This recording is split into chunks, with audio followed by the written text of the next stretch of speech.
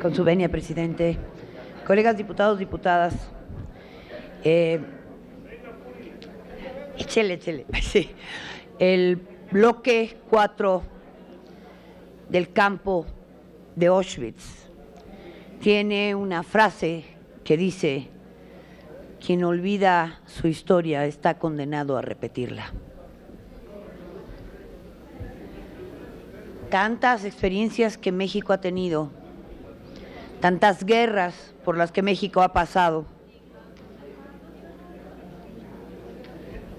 Hombre, no que me iban a dejar hablar, compañera.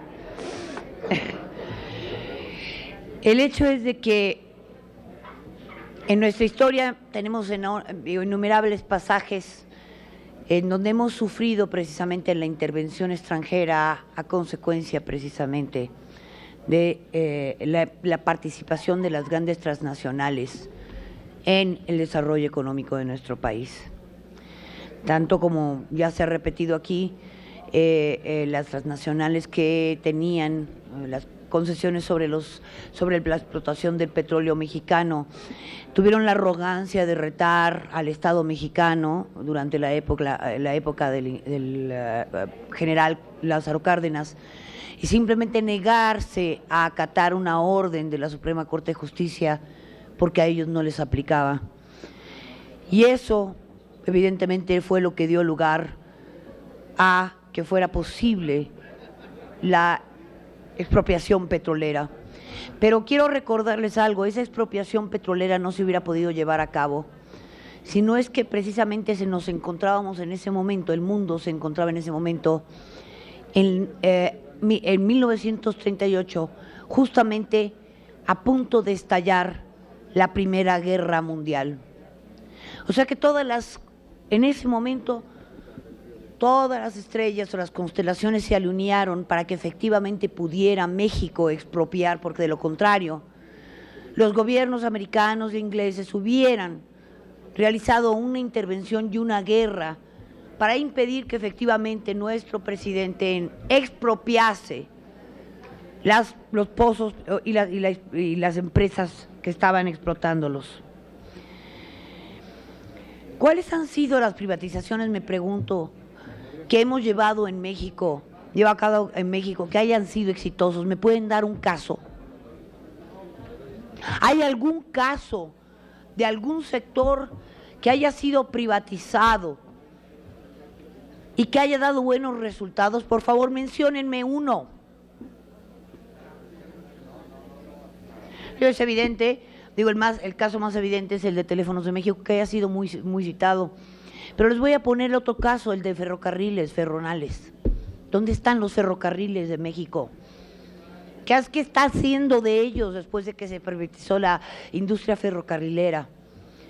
¿Qué está haciendo o qué ha pasado con el sector bancario después de que en 1982 se nacionalizó para luego, una década después, ser privatizada a través de la venta a grupos particulares que, por cierto, poquito después entraron en desgracia y tuvieron que ser rescatados a través precisamente del dinero de los mexicanos, que por cierto fueron los que pagaron enormes cantidades de dinero en tasas de interés por créditos que recibieron para que después fuesen vendidos a grupos extranjeros?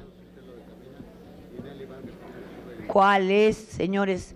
Y les pido en conciencia que ustedes piensen, ¿cuál es el ejemplo que hay en México que podríamos utilizar como referencia de decir, en México sí se sabe hacer una privatización?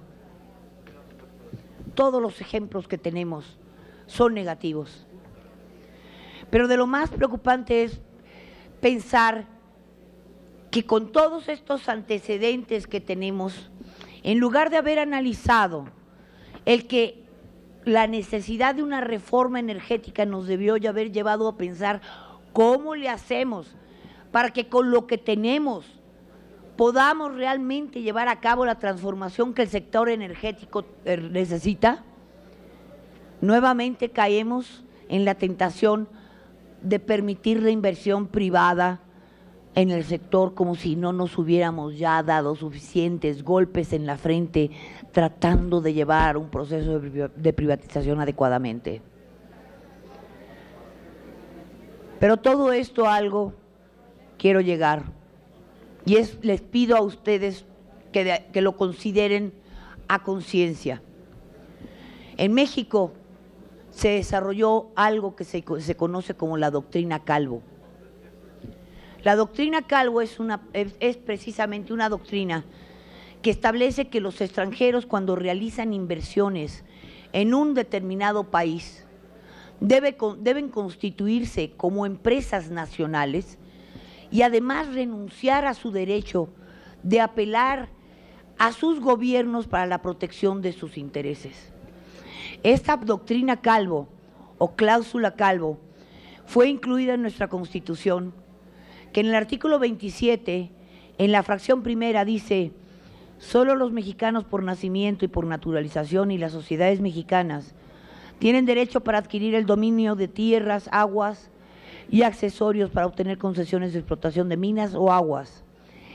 El Estado podrá conceder el mismo derecho a los extranjeros siempre que convengan ante la Secretaría de Relaciones Exteriores en considerarse como nacionales respecto de dichos bienes y en no invocar por lo mismo la protección de sus gobiernos, por lo que se refiere a aquellos, bajo la pena, en caso de faltar al convenio, de perder en beneficio de la nación los bienes que hubieran adquirido en virtud del mismo. Ideológicamente, sin duda, estamos en polos opuestos, pero yo creo que todos aquí estaríamos en desacuerdo de permitir la inversión extranjera y que esa inversión extranjera no se rija por leyes mexicanas y no acepte comportarse y someterse a los tribunales nacionales, y además no se obligue a no apelar a la protección de sus gobiernos. De todo lo que yo les haya podido haber dicho, consideren esto, señores, porque todos aquí, estoy segura, coincidimos en que así debe de ser. Si hay una reserva, una